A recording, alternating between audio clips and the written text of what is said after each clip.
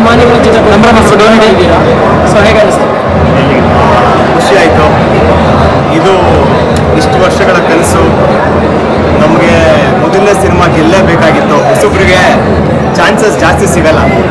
So ಒಳ್ಳೆ ಪ್ರತಿಕ್ರಿಯೆ ಸಿಕ್ಕಿದೆ. ಆ್ಯಕ್ಚುಲಿ ಮಾತು ಬರ್ತಿಲ್ಲ. ನಮಗೆ ಆ ಥಾಟ್ ಪ್ರೊಸೆಸ್ ಹಾಗೆ ಇದ್ದಿತ್ತು. ಜನ ಕ್ಲೈಮ್ಯಾಕ್ಸಲ್ಲಿ ಒಬ್ಬ ಎದ್ದೋದ್ರು ನಾವು ಸೋತಂಗೆ ಅಂತಲೇ ನಾವು ತೀರ್ಮಾನ ಮಾಡಿಬಿಟ್ಟಿದ್ವಿ.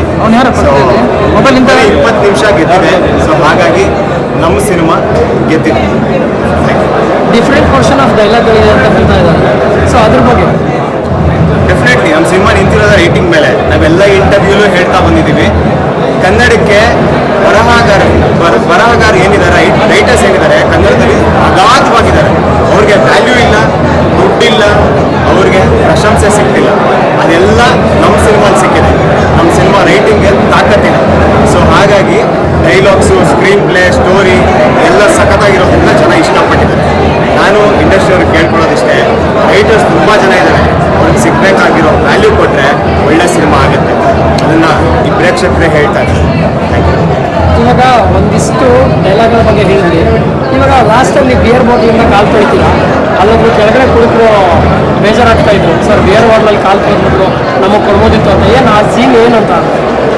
ಡೆಫಿನೆಟ್ಲಿ ನಾವು ಸರಿ ಇಲ್ಲ ಅನ್ನೋದು ನಮ್ಗೆ ಗೊತ್ತಿದ್ರೆ ನಮ್ಮಷ್ಟು ಸರಿ ಇರೋ ಯಾರೂ ಇರಲ್ಲ.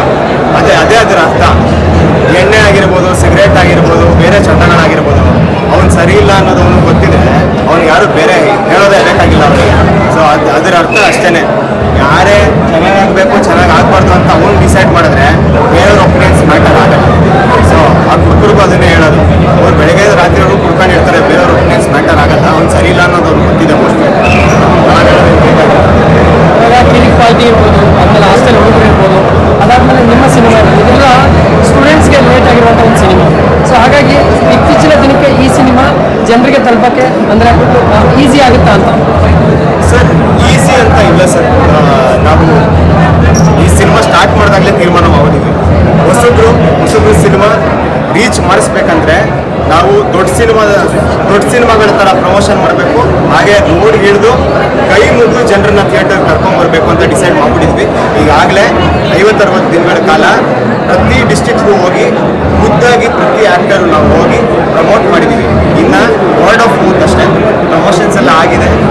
ಇನ್ನು ವರ್ಡ್ ಆಫ್ ಮೌತ್ ಚೆನ್ನಾಗಿ ಬಂತು ಅಂತಂದರೆ ಚೆನ್ನಾಗಿ.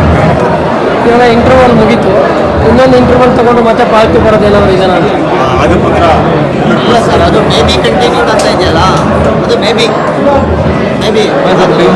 ಪಾಸ್ ಕೊಟ್ಟಿದ್ದೀವಿ. ಹೊಸ ಇಂಟರ್ವಲ್. ಸೊ ನಿಮ್ಗೆಲ್ಲರೂ ನೋಡಿದ್ರ ಸಿನಿಮಾ, ನಿಮ್ಗೆ ಏನು ಅನ್ನಿಸ್ತು ಅನ್ನೋದನ್ನ ನಿಮಗೆ ಒಂದಷ್ಟು ಜನನು ಹೇಳಿದ್ದಾರೆ.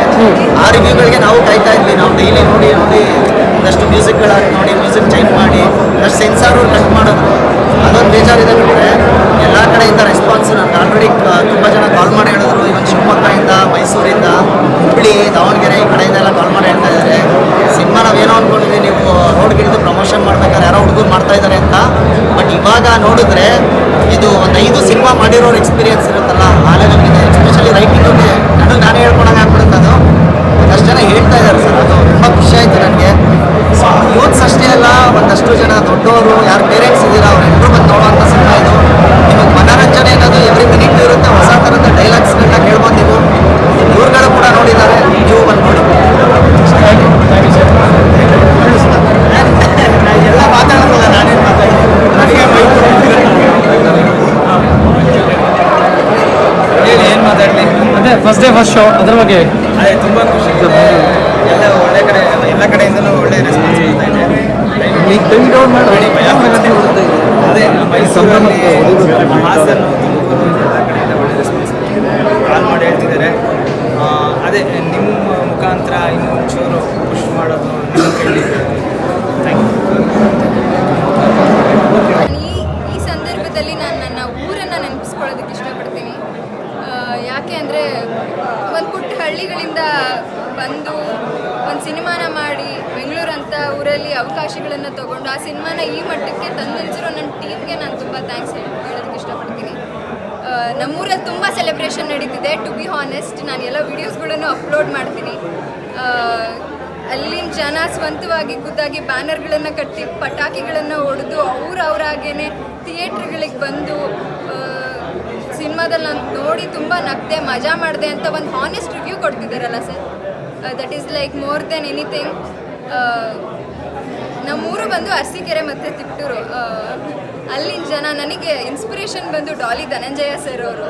ಯಾಕೆಂದರೆ ಅವ್ರ ಊರಿಂದ ನಾನು ಕೂಡ ಬಂದು ಅವ್ರನ್ನ ನೋಡಿ ಇನ್ಸ್ಪೈರ್ ಆಗಿ ಇನ್ಫ್ಲೂಯೆನ್ಸ್ ಆಗಿ ಇದು ಒಂದು ತುಂಬ ದೊಡ್ಡ ಹೆಮ್ಮೆಯ ವಿಷಯ. ಆ್ಯಂಡ್ ಇಡೀ ಥಿಯೇಟ್ರು ತುಂಬ ಜನ ಚಿಳ್ಳೆ ಚಪ್ಪಾಳೆ ಆ ಕಾಮಿಡಿನ ಅವ್ರು ಎಂಜಾಯ್ ಮಾಡ್ತಿರೋ ವೇ ಇದೆಯಲ್ಲ, ಲೈಕ್ ಗೂಸ್ ಬಂಪ್ಸ್ ಮೂಮೆಂಟ್. ನಾನು ಇಡೀ ಸಿನಿಮಾ ಎಲ್ಲೂ ಕೂತ್ಕೊಂಡು ನಾನು ಸಿನಿಮಾ ನೋಡಿಲ್ಲ, ನಾನು ಜನರನ್ನೇ ನೋಡ್ತಿದ್ದೀನಿ. ಅವ್ರ ರೆಸ್ಪಾನ್ಸ್ ಹೆಂಗಿದೆ, ಅವ್ರು ನಿಜವಾಗ್ಲೂ ಸಿನಿಮಾನ ಇಷ್ಟಪಡ್ತಿದ್ದಾರಾ, ಮತ್ತಷ್ಟು ಜನರುಗಳಿಗೆ ಹೋಗಿ ಹೇಳ್ತಾರಾ ಅಂತ ಅವ್ರ ರೆಸ್ಪಾನ್ಸ್ ನೋಡಿ ನನಗೆ ಇವಾಗ I am so sure that ಅವ್ರು ಹೋಗಿ ಇನ್ನೂ ಒಬ್ಬೊಬ್ಬರು ಹೋಗಿ 10 ಜನ 20 ಜನ ಅವ್ರ ಕೈಗೆ ಎಷ್ಟು ಜನಕ್ಕಾಗುತ್ತೋ ಅವ್ರು ಡೆಫಿನೆಟ್ಲಿ ಹೇಳೇ ಹೇಳ್ತಾರೆ. ಅವರೆಲ್ಲರೂ ಥಿಯೇಟ್ರಿಗೆ ಬಂದೇ ಬರ್ತಾರೆ ಅನ್ನೋ ಸ್ಟ್ರಾಂಗ್ ನಂಬಿಕೆ ಇದೆ.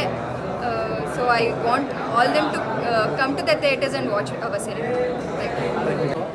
ಅಭಿಮಾನಿಗಳ ಜೊತೆ ಕೂತ್ಕೊಂಡು ಸಿನಿಮಾ ನೋಡಿದ್ದೀರಾ, ಹೇಗನ್ನಿಸ್ತು ಇಂಟರ್ವಲ್?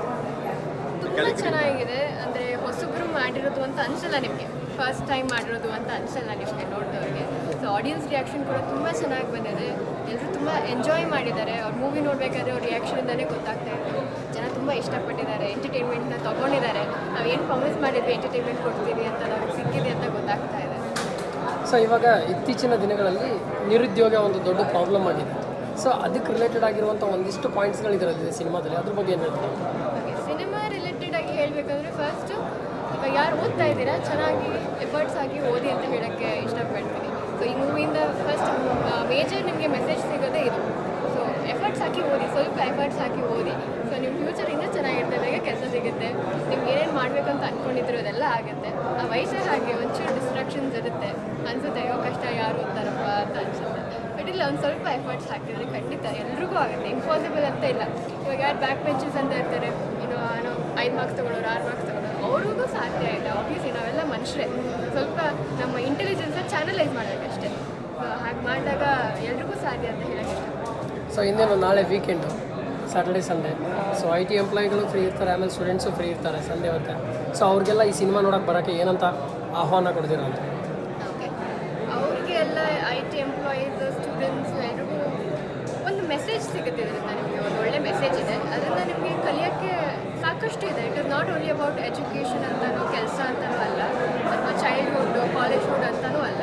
ಬಟ್ ನಮ್ಮ ಲೈಫ್ನ ನಾವು ಹೇಗೆ ಬ್ಯಾಲೆನ್ಸ್ ಮಾಡ್ಕೋಬೇಕು ಅನ್ನೋದು ನೀವು ಅರ್ಥಕೊಳ್ತೀರಾ. ಅದು ಹೇಳ್ಕೊಟ್ಟಿಲ್ಲ ನಿಮಗೆ, ಆದರೆ ಏನು ಮಾಡಬಾರ್ದು ಅಂತ ಗೊತ್ತಾಗುತ್ತೆ, ಏನು ಮಾಡಿದಾರೋ ಅದನ್ನು ಮಾಡಬಾರ್ದು ಅಂತ ಗೊತ್ತಾಗುತ್ತೆ. ಸೊ ಹಾಗಾಗಿ ಈ ಮೂವಿ ಬಂದು ನೋಡಿದ್ರೆ ನಿಮಗೆ ಅದು ಗೊತ್ತಾಗುತ್ತೆ, ಅರ್ಥ ಆಗುತ್ತೆ. ಕೆಲವೊಬ್ಬರಿಗೆ ಅರ್ಥ ಆಗಿರಲ್ಲ, ಏನು ಮಾಡಬೇಕು, ಕನ್ಫ್ಯೂಷನ್ ಝೋನಲ್ಲೇ ಇರ್ತಾರೆ ತುಂಬ ಜನ. ಈಗಿನ ಯಂಗ್ಸ್ಟರ್ಸ್ ಪ್ರಾಬ್ಲಮ್ ಅದು, ಏನು ಮಾಡಬೇಕು ಅನ್ನೋದ್ರಲ್ಲೇ ಇರ್ತಾರೆ, ಅದರಲ್ಲೇ ಎಷ್ಟೊಂದು ಟೈಮ್ ಕಳೆದಿರ್ತಾರೆ. ಸೊ ಇಲ್ಲಿ ಬಂದಾಗ ಗೊತ್ತಾಗುತ್ತೆ ಟೈಮ್ ಇಸ್ ಸೋ ಪ್ರೆಷಿಯಸ್, ನೀವು ಎಷ್ಟು ಬೇಗ ಡಿಸೈಡ್ ಮಾಡ್ತೀರಾ ಅದೆಲ್ಲ ಗೊತ್ತಾಗುತ್ತೆ. ಸ್ಟೂಡೆಂಟ್ಸ್ಗೆ ಅವಾಗ ನಾನು ಹೇಳಿದಾಗೆ ಓದಬೇಕು, ಯಾಕೆ ಓದಬೇಕು ಅನ್ನೋದು ಗೊತ್ತಾಗುತ್ತೆ. ಆ್ಯಂಡ್ ಬೇರೆಯವ್ರಿಗೆ ಮೇಜರ್ಲಿ ಒಂದು ಎಂಟರ್ಟೈನ್ಮೆಂಟ್ ಅಂತ ನೋಡಿದಾಗ, ಮೆಸೇಜನ್ನು ಹೊರತುಪಡಿಸಿ ಎಂಟರ್ಟೈನ್ಮೆಂಟ್ ಅಂತ ನೋಡಿದಾಗ ಎಲ್ರಿಗೂ ಈ ಮೂವಿ ಖಂಡಿತ ಇಷ್ಟ ಆಗುತ್ತೆ. ಯಾಕಂದರೆ ಫ್ಯಾಮಿಲಿ ಇದೆ, ಆ್ಯಕ್ಷನ್ ಇದೆ, ಕಾಮಿಡಿ ಇದೆ, ಲವ್ ಇದೆ, ಎಲ್ಲ ಥರದ್ದು ಎಲ್ಲ ಎಮೋಷನ್ಸ್ ಮಿಕ್ಸ್ಡ್ ಇದೆ. It's like a roller coaster, ಹಿಂಗೆ ಹೋಗಿ ಹಿಂಗೆ ಇಳಿದು ಸುತ್ತಿ ಬೆಳೆಸಿ ಹಿಂಗಿಗೂ ಬರುತ್ತೆ. So I think every one will enjoy the movie. Thank you madam.